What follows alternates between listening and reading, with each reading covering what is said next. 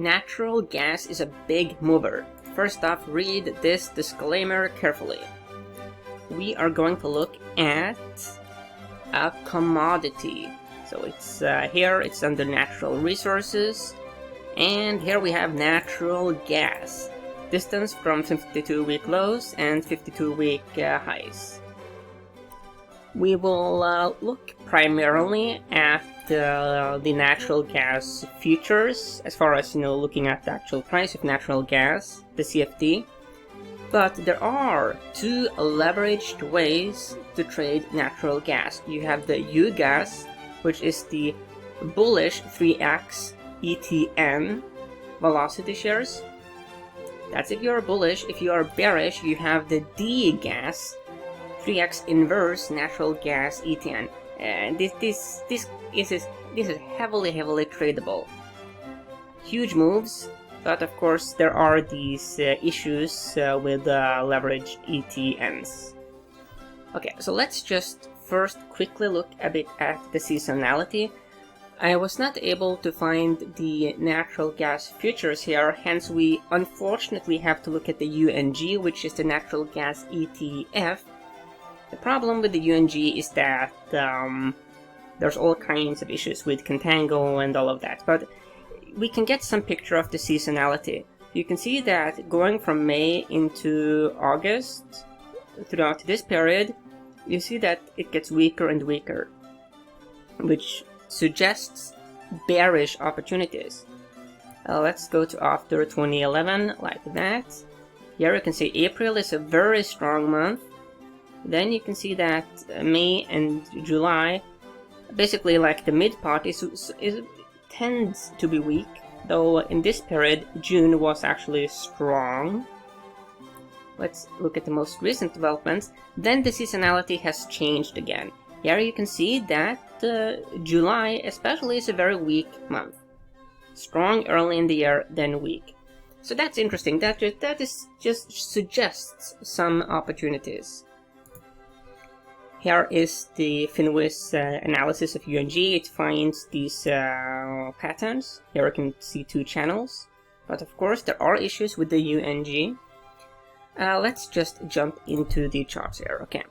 So let's first find some trends, and then we can compare it against DGAZ and UGAZ, which are, two very interesting ways to trade natural gas, because the futures market is it is highly leveraged. So this is natural gas weekly data points going all the way back to 1993. One of the things that jumps at me immediately, that's the cycle pattern. So let's actually do some time cycles to see how reliable the patterns are. Like this. Yeah, there is some cyclicality, at least after this major pullback. Rising, decline, rise, decline, rise, decline. Which suggests that based on the cycle patterns, there could be an upturn in the cycles, meaning this declining cycle is extended. But you can see that there were other cycle patterns before, and that is rather common in cycle analysis. There can be shifts in cycles. So let's check if there are some reliable patterns here. Maybe if we look at some smaller cycles, let's compare. Let's drag that. Okay, let's drag this thing like that. Yeah, rise, decline, rise, decline, rise, decline, rise, decline. Yeah, so there are certainly some cycle patterns. That's interesting. Looking at the moving averages, we are obviously below all the key moving averages. Well, I mean, all the longer-term moving averages. We have reclaimed the shorter ones. If you look at some horizontal levels, we did, in the recent pullback, we did actually slip below a bunch of levels that could have been support levels. The caveat, though, is that we are at a very low level. Hence, it begs the question, is there really more of a shorting opportunity here, or maybe it is more prudent to be speculatively bullish, because it is already at a very low level. And when this commodity moves, it moves really big. Let's just do some quick measurements. See this move here, it looks very small, but when we actually measure, like that, all of a sudden we are approaching, 200%. Okay, so, and of course this is the futures. The correlation here with S&P 500 is minus 47%, which is, interesting. It's rather negative. Let's now actually change this a bit. Let's have the natural gas here, like that. And then we will compare against DGAZ and UGAZ. Okay, so let's do DGAZ. Okay, this is the one that is bearish. From a correlation standpoint, we would expect DGAZ to be strongly negatively correlated with the natural gas futures. That is not the case. Here there's basically no correlation. That's a bit troubling. Let's look at the daily data points. On the daily data points, it does track better. Here you can see that there's a minus 93% negative correlation between natural gas futures and the DGAZ. So it is sort of doing what it is supposed to do. Though ideally we would like to see minus like 99%. Hence there is some divergence. Let's look at UGAZ. That is the one if you are bullish natural gas. Here you can see that there's a 95% positive correlation with natural gas futures. That is a good positive correlation. They do more or less move together, but it is not perfect. It is not like 100. If we look at the weeklies, if we can get some data, there's 81%, 82% positive correlation. Yeah. Okay. So if you are bullish on natural gas, you do have the UGAZ. If you are bearish, then you have the DGAZ. If you want to get into that ETN space. Okay, so let's continue here at the technical analysis. You can see that natural gas is generally speaking rather responsive to the RSI. It doesn't like to get far below or far above. That is also a tradable observation. Let's go to the daily data points. Okay, so you can see that we are below many key moving averages, and when it moves big, like this move here, all of a sudden over 36%, which if you are using like a leveraged, if you let's actually look at throughout this period here, let's look at the UGAZ like that. So let's measure from this low here, like that, to that high. That is 74-ish%. Something that is interesting here at the natural gas futures is that you could make some case that we are forming something that looks very similar to a rounding bottom. That is a bullish pattern, which, it opens up, the case that maybe there could be some. Given that we also are at a very low level here on the weeklies, historically, maybe there could be some bullish opportunities. We also did do the cycle analysis initially, and given that the recent cycles have been rather similar, that also opens up the opportunity for maybe there is a bullish trade on the horizon. But then again, we did have the conflicting message from the seasonality studies we did. So currently it's a bit in a messy situation. We do have, like, this looks like a rounding bottom. We are at a very low level, so you could make a bullish case here. At least if we are looking ahead at the following months. But yeah, it is a dicey situation because we do have conflicting messages. We just do. But look out for this one, okay? Because the UGAZ and the DGAZ, they move huge when they first move. Like yesterday, as an example, DGAZ was flying up 11%. Yes. No, as a matter of fact, this is actually not yesterday's trading. This is today. The market it just opened, so this is today's trading. And you can see that natural gas here is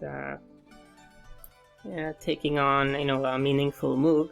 Let's compare the natural gas futures with UNG. Well, let's just have it as an overlay. Compare UNG like that. That is, the ETF and look at weekly data points. So you can see here that how they diverge quite profoundly. So you can see that the UNG, it's just been completely decaying like crazy, just complete and utter decay. That is one of the risks with those kinds of products. To be blunt, that's also an issue with the ETNs, which is why I am highlighting that as far as natural gas goes, for most people it's probably best for more shorter-term trading, and that is also reflected in these moves. I mean, this is the futures, and there's huge rallies and pullbacks. Hence, this is very tradable for swing traders and the like. Let's get into some pros and cons of trading commodities, and after that we will look at the S&P 500. So some strengths: it is a market for professionals, so there is far less funny business. If you are in like the penny stock space, there's a bunch of pump and dump schemes and goofy behavior. But this is a professional market. There are futures, contracts for differences, and ETFs available, and we have looked at some of them now. Leveraged strategies are obviously a double-edged sword, especially the leverage we have with the DGAZ and UGAZ. They are 3 times leveraged, so when they move huge, meaning if you are aligned with the trend, you could see a huge move. But then again, if you are on the wrong side, then you could really get a bit of a thrashing. There are some weaknesses. There's various commodities can only be traded through futures, contracts for differences, or forwards.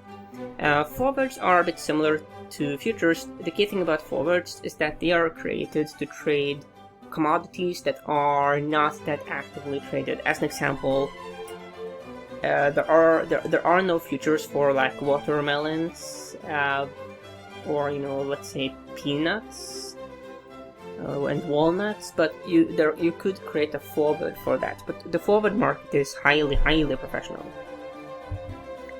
But the big benefit with the commodities is that you are trading something that is actually very real.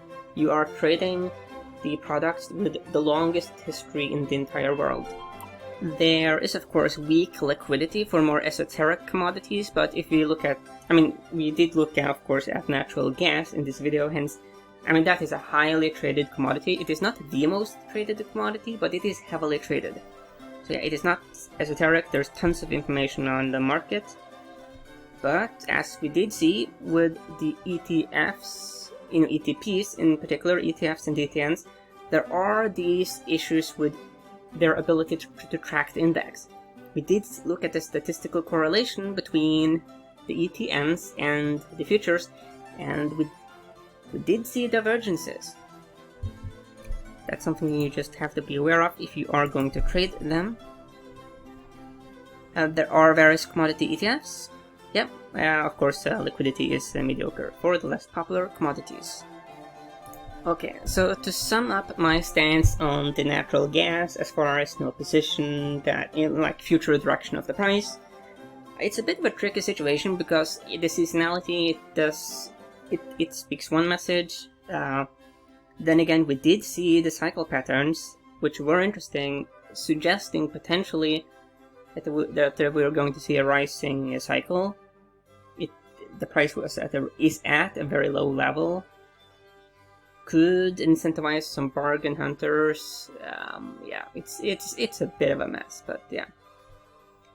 At least it is highly tradable for swing traders.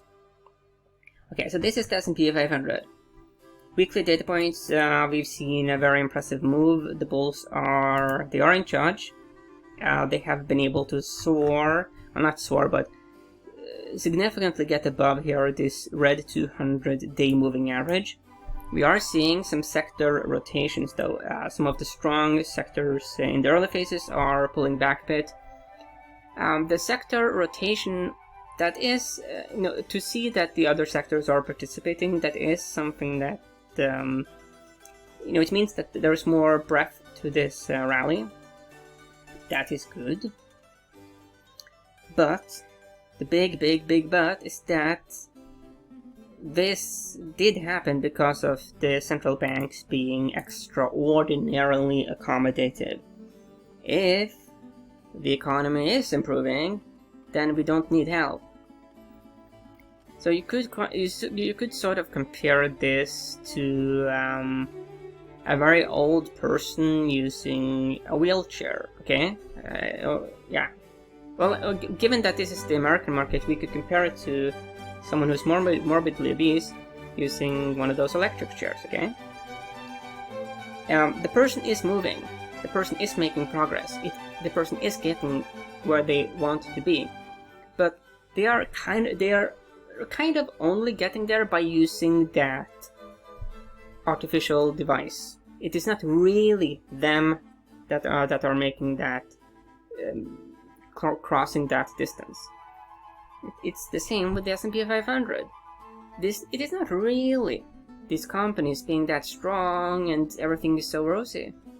It's a lot of help from artificial sources. That's just something to take into account.